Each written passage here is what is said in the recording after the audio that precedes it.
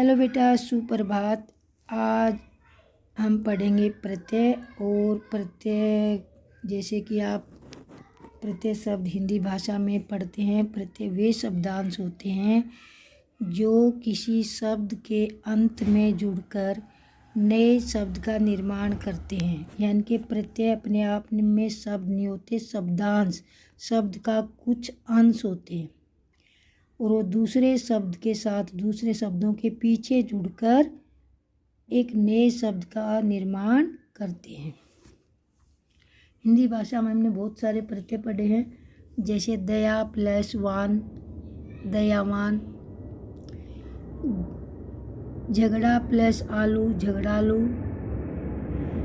परोपकार प्लस ई, परोपकारी। सुख, सुख जमा में ई, सुखी। तो प्रत्यय कौन से शब्द हुए कि पीछे कुछ शब्दांश जुड़कर उस शब्द के अर्थ को बदल देते हैं, यानी कि नया एक शब्द बना देते हैं।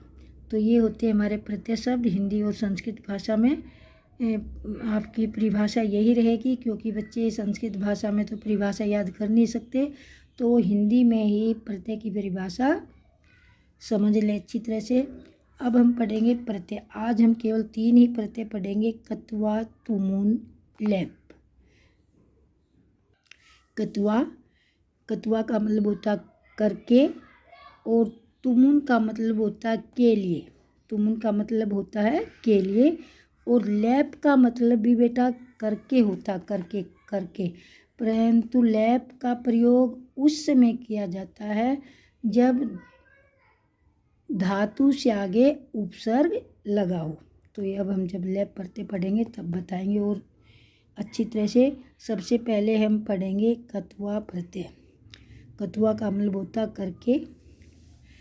तो कत्वा प्रत्यय कब प्रयोग में लाया जाता है, इसकी परिभाषा हम जानेंगे। किसी क्रिया, क्रिया का मतलब होता है बेटा, हिंदी में क्रिया होती है, संस्कृत में उसको धातु कहते हैं। किसी क्रिया के पूर्व काल को बताने के लिए कत्वा प्रत्यय का प्रयोग होता है।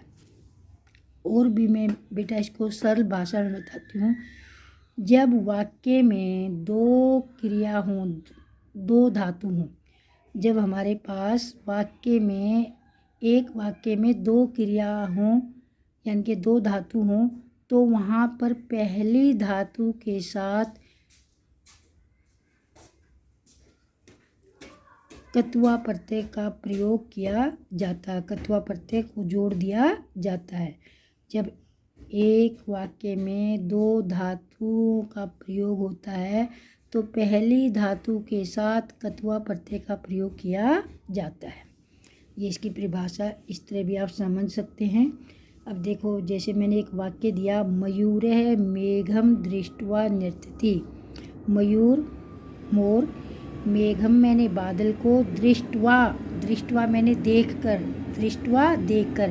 तो एक तो देखना ये धातु होगी, हमारा देखना क्रिया होगी। नृत्यति नाचता है। मोर मेघ को देखकर नाचता है, तो पहली धातु कौन सी, हमारी देखना। और देखने को संस्कृत में कहते हैं दृश्य, और दृश्य धातु के साथ हमने कत्वा प्रत्यय का प्रयोग किया, तो ये बन गया हमारा दृष्ट्वा नृत्यति। तो समझ में आ गया होगा, जब एक वाक्य में 2 क्रियाओं का प्रयोग होता है तो पहली क्रिया के साथ कत्वा प्रत्यय का प्रयोग किया जाता है। अब कत्वा प्रत्यय का कै का लोप हो जाता है और तवा शेष रह जाता है। जब हम कत्वा प्रत्यय का प्रयोग करते हैं धातु के साथ, उसको जोड़ते हैं, तो उसके क का लोप हो जाएगा। क का क्या हो जाएगा, लोप। लोप यानी कि हट जाएगा। और तवा, तवा आधा तय व तवा शेष रह जाएगा। आपको ये याद रखना बस, क का लोप हो जाएगा और तवा शेष रह जाएगा। कत्वा प्रत्यय का प्रयोग करते वक्त क का लोप हो जाएगा जब हम उसको धातु के साथ जोड़ेंगे, और तवा शेष रह जाएगा। बस आपको 2 ये याद रखने, क को हटा देना, तवा लगा देना। कत्वा का क तवा, इस क को हटा देना, तवा को लगा देना। अब देखते हैं हम कैसे लगाते हैं, कैसे जोड़ते हैं। धातु, प्रत्यय और रूप या शब्द, यानी कि धातु में जब प्रत्यय जोड़ते हैं तो कौन सा शब्द बनता है हमारा? पट। हमारे पास पट धातु है बेटा। धातु के साथ हमेशा हलंत लगा होता है, ऐसे लास्ट वाले वर्ण के साथ। पट धातु, पट मैंने पढ़ना। कतुआ प्रत्यय, कतुआ का मतलब होता है करके, मैंने बता चुकी हूँ करके। और पठित्वा, पठित्वा तो पट जमा में कतुआ, पठित्वा। जैसे हम वाक्य बनाए, स पठित्वा शयनम गच्छति। स पठित्वा वह पढ़कर सोने के लिए जाता है, ठीक है ना। तो पढ़कर पहली एक क्रिया कर खत्म करके, एक काम करके जब दूसरा काम करता है वहाँ कतुआ प्रत्यय का प्रयोग होता है और कतुआ का कै का लोप होता है तो शेष रहता। बस इतना सा आपको समझना है। लिख जमा में कतुआ, लेखित्वा, लिख मैंने लिखना होता है। हस जमा में कतुआ, हसित्वा। दा प्लस कतुआ, दत्वा। गम जमा में कतुआ, गतवा। यहाँ ध्यान से समझेंगे बेटा, ये गम, नम, हन, मन, ये चार अच्छी तरह से समझ लेना। हाँ, गम, गम मैंने जाना और प्लस कतुआ तो ये बन जाएगा गतवा। अच्छा, कै का तो लोप हम हर जगह कर रहे हैं और तवा शेष रह जाते हैं, परंतु यहाँ तो हमने मैं का भी लोप कर दिया। जो धातु है हमारी, धातु का जो लास्ट का वर्ण है उसको भी हमने हटा दिया।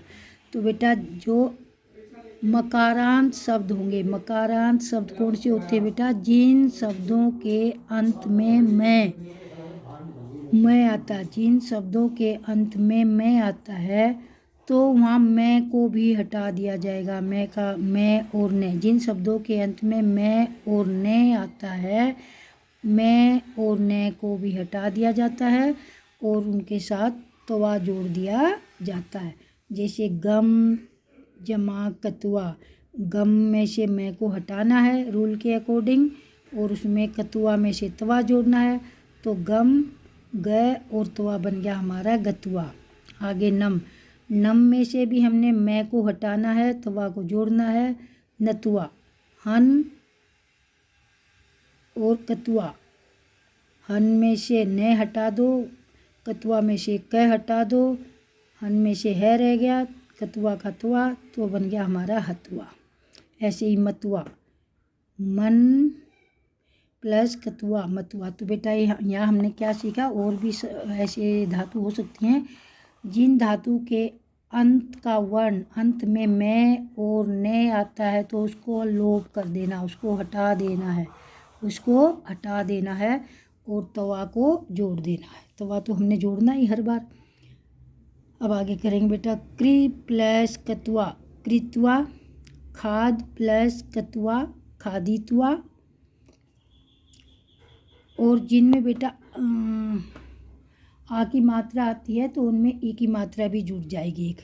खाद प्लस कतुआ, खादित्वा। रक्स प्लस कतुआ, रक्स मैंने रक्षा करना, रक्षित्वा।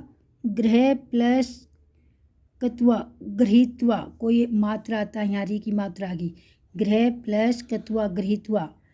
वश में वश हलंत लगेगा, हाँ, वश प्लस कतुआ, उशित्वा।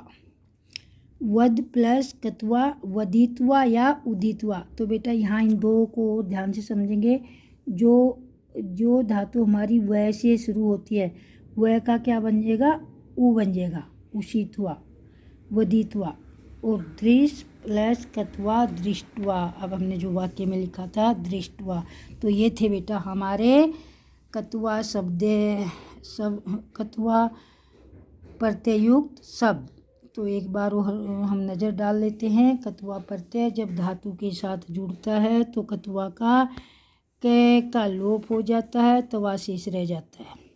और कतुआ प्रत्यय का प्रयोग उस समय किया जाता है जब एक वाक्य में दो धातु आती हैं, दो क्रिया बताई जाती हैं, तो वहाँ पर कत्वा प्रत्यय का प्रयोग होता है, और कत्वा प्रत्यय का प्रयोग पहली धातु के साथ किया जाता है। जैसे हमारे यहाँ एक दृश्य धातु थी, एक नृत्य धातु थी, तो हमने दृश्य धातु के साथ कत्वा का प्रयोग किया, तो बन गया हमारा दृष्ट, दृष्टवा।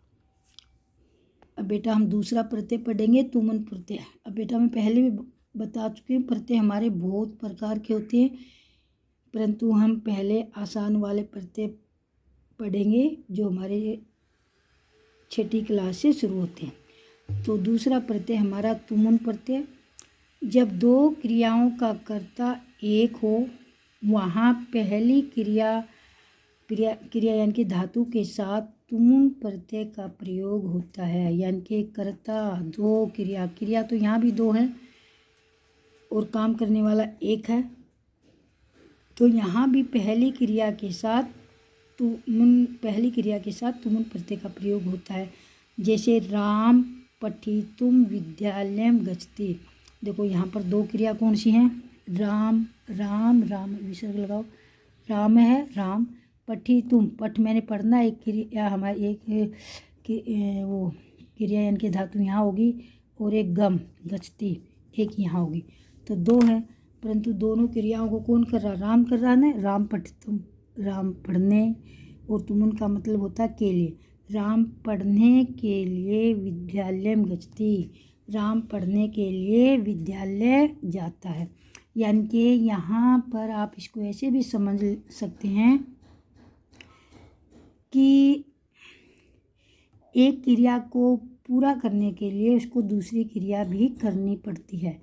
यानी कि अगर वो विद्यालय जाएगा विद्यालय, तो तभी तो पढ़ेगा, है ना। तो यहाँ राम पठितुम, पढ़ने के लिए, पढ़ने वाली क्रिया को पूरा करने के लिए कहाँ जाना पड़ेगा राम को? विद्यालयम गच्छति। तो एक पढ़ने की क्रिया होगी और एक गच्छति, गम यानी जाना। गच्छति दो क्रिया होगी, और यहाँ पर कर्ता कौन है? एक राम है। दोनों क्रियाओं को करने वाला कर्ता एक ही है। दोबारा फिर जानेंगे, जब दो क्रियाओं का कर्ता एक होता है तो पहली क्रिया के साथ तुमुन प्रत्यय का प्रयोग होता है। और बेटा तुमुन प्रत्यय का जब प्रयोग होता है, तुमुन का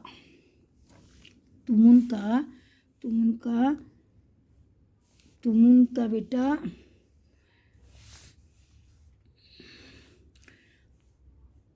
तुम शेष रह जाता है। क्या शेष रहता है? तुम, ये मैं लिखना भूल गई। तुम शेष रह जाता है। क्या शेष रहता है? तुम। क्या शेष रहेगा? तुम, ये याद रखना, तुम शेष रह जाता है। क्या शेष रहेगा? तुम। जब हम इसको क्रिया धातु के साथ जोड़ेंगे तो तुम शेष रह जाएगा, तुम, तू, मैं, और ये ऊ की मात्रा और ये न हट जाएगा। यानी कि आप इतना याद रखो कि जब इसको धातु के साथ जोड़ेंगे तो तुम शेष रह जाएगा, आगे वाला तू, मैं, ये ऊ की मात्रा भी हट जाएगी। अब जैसे हम पढ़ेंगे नी प्लस तुमुन, ये हलंत लगेगा यहाँ पर, नी प्लस तुमुन, नी मैंने होता ले जाना, और प्लस तुमुन, या तो ऐसे लिख लो नी प्लस तुमुन, या तुमुन यहाँ लिख दो, ऐसे भी लिख सकते हैं। ऐसे ये ना लिख के अलग से लिख सकते हैं, नी प्लस तुमुन। और हमने क्या कहा था कि तुम शेष रह जाएगा, नी का ने बन जाएगा ने तुम, पा जमा में तुमुन, तुम, पा तुम, क्री जमा में तुमुन।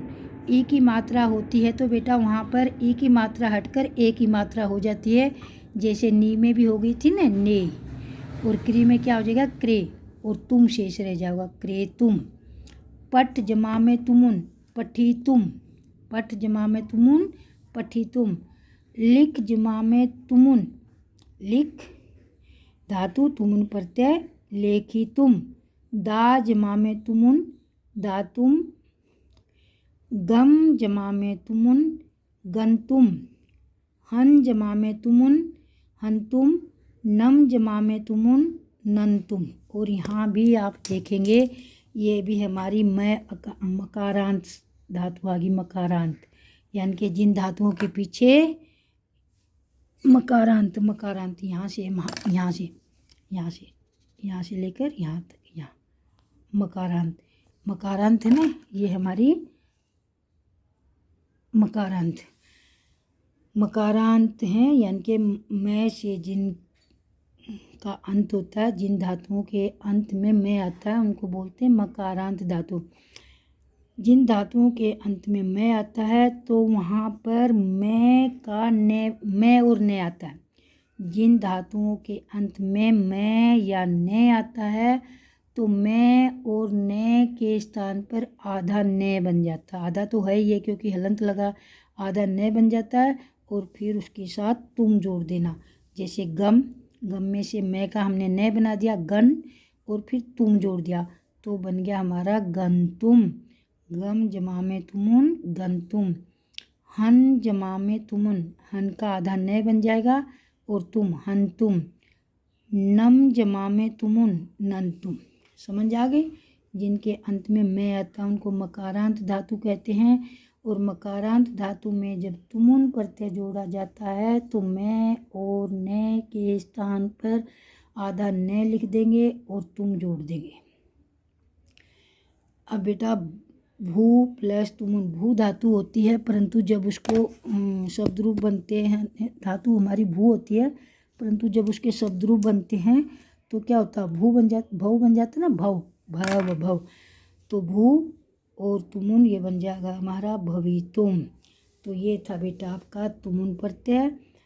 तुमुन प्रत्यय जब धातु के साथ जोड़ा जाता है तुमुन का तुम शेष रह जाता है। तुमुन का क्या रह जाता है, तुम शेष। और मकारांत धातु के साथ जब जोड़ा जाता है तो मैं और ने को आधा कर देते हैं और तुम को जोड़ देते हैं। तो ये बेटा हमारे 6th क्लास में पढ़े जाते हैं। अब तीसरा प्रत्यय बेटा हमारा लेप प्रत्यय। लेप प्रत्यय और कत्वा प्रत्यय बेटा दोनों एक ही प्रत्यय होते हैं, यानी कि दोनों का मतलब अर्थ एक होता करके। दोनों का मतलब क्या होता है, करके। परंतु कत्वा को छोड़कर हम लेप का प्रयोग क्यों करते हैं? जब दोनों का मतलब एक ही होता है तो हम कत्वा को हटाकर लेप का क्यों प्रयोग करते हैं? तो लेप प्रत्यय का प्रयोग उस समय किया जाता है जब धातु से आगे उपसर्ग लगा हुआ हो। जब धातु से आगे उपसर्ग लगा हुआ हो। और उपसर्ग क्या होते हैं? जो धातु के आगे लगते हैं, जो शब्द के आगे लगते हैं, ये होता है ना। तो अब हम देखेंगे जब क्रिया को हम धातु कहते हैं संस्कृत में, हिंदी में क्रिया कहते हैं। धातु से पहले उपसर्ग जुड़ा होता है तो कत्वा के स्थान पर लेप प्रत्यय का प्रयोग होता है। वहाँ पर कत्वा प्रत्यय का प्रयोग नहीं करेंगे, कत्वा के स्थान पर लेप प्रत्यय का प्रयोग करेंगे।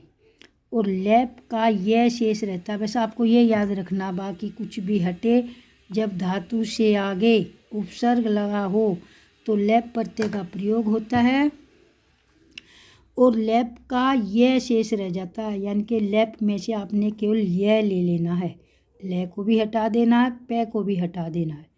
ले भी हट जाएगा, पे भी हट जाएगा, केवल आपने बीच का यह लेना है।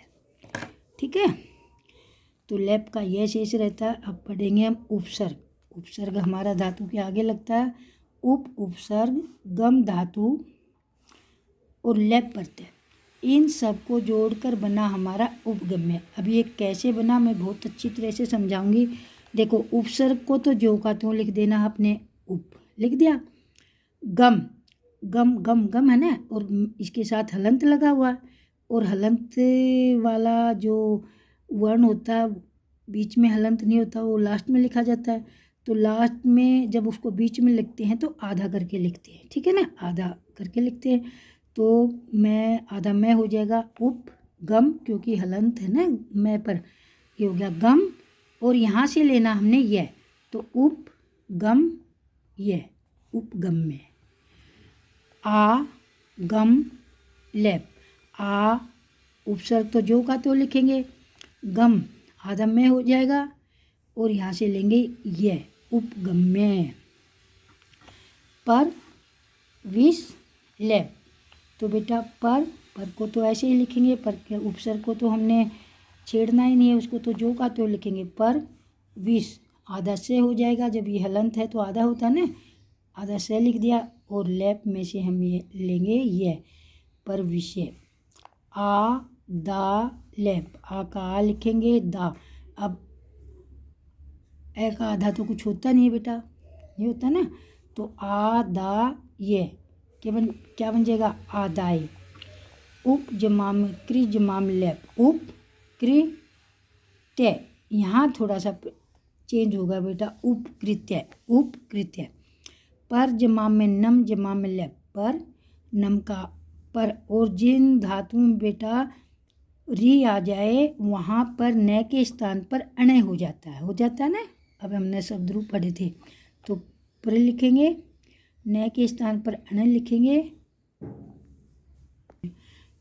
पर नम और लैप।